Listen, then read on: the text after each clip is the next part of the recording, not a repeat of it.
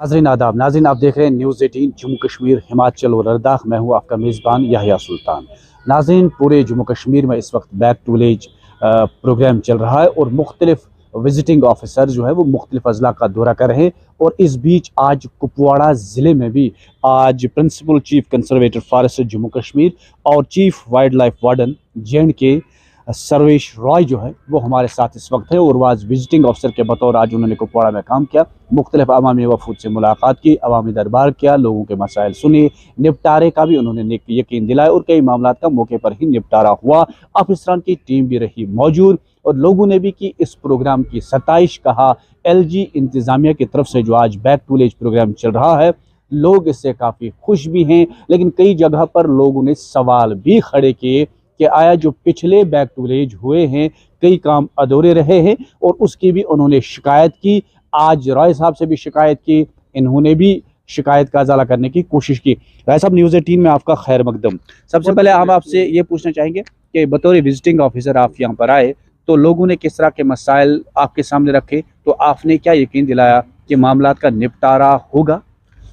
जी बिल्कुल। पहली बात तो ये मतलब गवर्नमेंट की ढेर सारी स्कीमें चल रही हैं पब्लिक वेलफेयर के लिए और ज़्यादातर जो स्कीमें हैं बहुत इफ़ेक्टिव हैं, बहुत लोगों को पहुंच रही हैं, लोगों को फ़ायदा मिल रहा है और उनको कोई शिकायत नहीं है। जैसे खाने की स्कीम, फूड पूरा मिल रहा है सबको, जो राशन है मिल रहा है आपको, जो हेल्थ कार्ड मिला है सबको उसके लिए सभी को मिल रहा फ़ायदा उसका मिला। लैंड का जो रिकॉर्ड्स का डिजिटाइजेशन हुआ है उसके बारे में जो पासबुक है वो मिली है लोगों को। तो तमाम जो गवर्नमेंट की स्कीम्स हैं सारी की सारी डिलीवर हो रही हैं और काफ़ी लोग मुतमईन हैं उससे। कुछ छोटी मोटी चीज़ें थी जो आज डिस्कस हुई, जैसे एक था कि पानी के बारे में था, जल जीवन मिशन चल रहा है लेकिन कुछ गांव ऐसे हैं, कुछ घर ऐसे हैं जिनको क्लीन वाटर नहीं मिल रहा है। तो वो लोग कह रहे थे कि कुछ अल्टरनेट सोर्स पानी का ढूंढा जाए, क्योंकि जो सोर्स है वो थोड़ा कमज़ोर है, वहाँ पे वो पानी कम है। तो चाहते हैं कि अल्टरनेट सोर्स एक पाइपलाइन जा रही है, चाहते हैं कि वहाँ से उनको पानी मिले। उसके बारे में हम डिप्टी कमिश्नर साहब से बात करेंगे।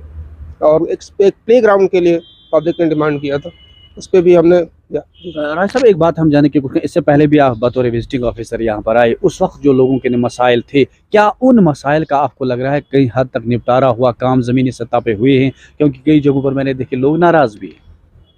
नहीं, जहाँ तक मेरा गांव है बातर गांव, जहाँ मैं गया था पहली बार जो हमने इशूज़ लोगों के साथ बात हुई थी, उसमें काफ़ी पे काम हुआ। जैसे कि तार लटके हुए थे, पेड़ों के ऊपर से जा रहे थे, या कोई पोल छोटा मोटा लगा करके उस पर से इलेक्ट्रिक वायर जा रहा था।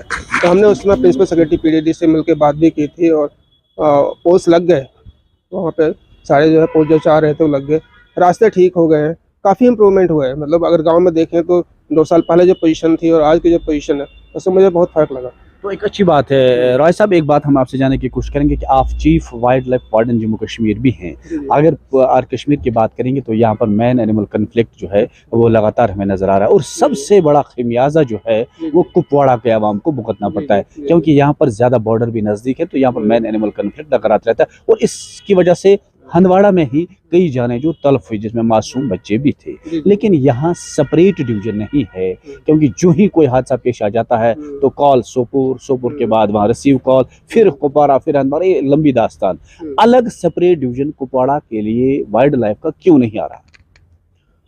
देखिए, डिवीज़न बनाने से प्रॉब्लम का सलूशन नहीं होगा। प्रॉब्लम का जो सलूशन है, इस तरह की चीज़ों के लिए हमने कंट्रोल रूम्स बना रखे हैं और उन कंट्रोल रूम्स पे जो लोग हैं, अभी आपके सामने आपको मुलाकात कराएंगे लोगों से। यहाँ भी एक टीम मौजूद है, अभी ट्रैंकुलाइजिंग गन है उनके पास, व्हीकल हमने दे रखी है, तो स्टाफ 24/7 वहाँ अवेलेबल होता है। तो हाँ, कुपवाड़ा में हमारी टीम है और भी जगहों पर टीम है, हंदवाड़ा में भी हमारी टीम है। हर जगह हमारे जो है कंट्रोल रूम्स हैं, ऑपरेशनल हैं, रिस्पॉन्ड करते हैं। आज भी ये 2 जगह पर भी रेस्क्यू करके आ रहे हैं। तो ये जो प्रॉब्लम है इनफैक्ट बहुत ज़्यादा बड़ी प्रॉब्लम है, क्योंकि एनिमल्स जो हैं नेचुरली फूड उनको जहाँ मिलता है वहाँ जाते हैं।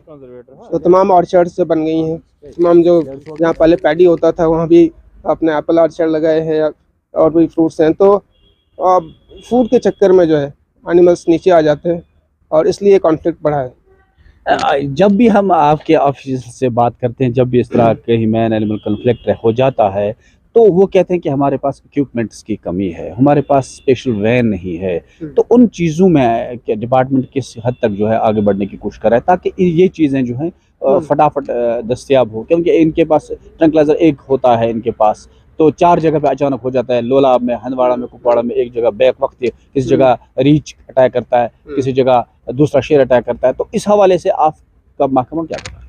रिसोर्सेज बढ़े हैं पहले से, अगर कंपेयर करेंगे आप तो रिसोर्सेज बढ़े हैं। ट्रैंकुलाइजिंग गन्स की कोई कमी नहीं है, इक्विपमेंट की कोई कमी नहीं हमारे पास है। हमारे पास मोबिलिटी वैन्स की जरूर कुछ शॉर्टेज है, उसको हम और बढ़ाने की कोशिश कर रहे हैं, बट बढ़ी है। पिछले सालों से कंपेयर करेंगे तो मोबिलिटी वैन्स भी हमने काफ़ी दी है और थोड़ा और करने की ज़रूरत है। इस साल हमने बजट में बढ़ाया है, बजट मांग भी की है कि हमें कुछ और वैन्स खरीदने की याद दी जाए। सेपरेट डिवीजन की जो मैंने बात की, क्या आपको लग रहा है कि कुपवाड़ा के अवाम को इस तरह की कभी खुशखबरी मिलेगी कि सेपरेट डिवीजन मिल पाएगा?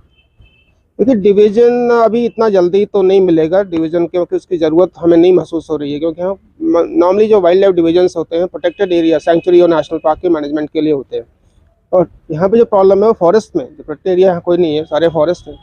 तो जो फॉरेस्ट का है उसके कंट्रोल रूम से हमारा काम चल जाएगा, इसलिए हम कंट्रोल रूम को ही स्ट्रेंथन करने की कोशिश करेंगे। तो अभी भी कई मुलाजिम जो है, एम्प्लॉयज़ जो है, जो नीड बेस पे काम करते हैं, वो कह रहे हैं कि हमें 3-3, 4-4 महीने के बाद उन्हें सैलरी मिल पाती है, वो फाका कशी पर मजबूर है, स्कूलों से बच्चे निकालते हैं। उसको ठीक करने के लिए क्या? कुछ इसमें मिसमैनेजमेंट रहा है, बहुत से लोगों को ऐसे एंगेज कर लिया गया जिनकी शायद ज़रूरत भी नहीं थी। तो नंबर्स ज़्यादा हैं और जितना कि बजटरी रिक्वायरमेंट के हिसाब से जितना रखना चाहिए था उससे कहीं ज़्यादा नंबर पहले आता रहा है। और नीड बेस किसी को बुला लिया 1 दिन 2 दिन के लिए, फिर वो 6 महीने नहीं किसी काम पे आया, फिर किसी काम की ज़रूरत पड़ी बुला लिया, इस तरह के लोग बहुत सारे हैं। तो जो नंबर है बहुत ज़्यादा है। रॉय साहब, चलते चलते एक ही बात मैं आपसे जानने की कोशिश करूँ, आपको क्या लग रहा है कि जो मैन एनिमल कन्फ्लिक्ट जो बढ़ रहा है, इसकी वजूहात क्या है? इसकी वजूहात मैंने थोड़ा जिक्र किया आपको, मैंने बताया कि जो फूड है, फूड के चक्कर में एनिमल्स नीचे आ जाते हैं, जगह जगह ऑर्चर्ड्स जो बन गई हैं उसके चक्कर में आ जाते हैं, और जो एनिमल्स के छुपने की जगह है वहाँ पे आबादी का भी दबाव बहुत बड़ा है, रोड्स चली गई हैं अंदर, ग्रेजिंग बहुत होती है। तो जंगलों में जो उनके लिए सेफ एरिया थे वहाँ भी बहुत प्रेशर है, तो इसलिए वो फूड की तलाश में नीचे आ जाते हैं।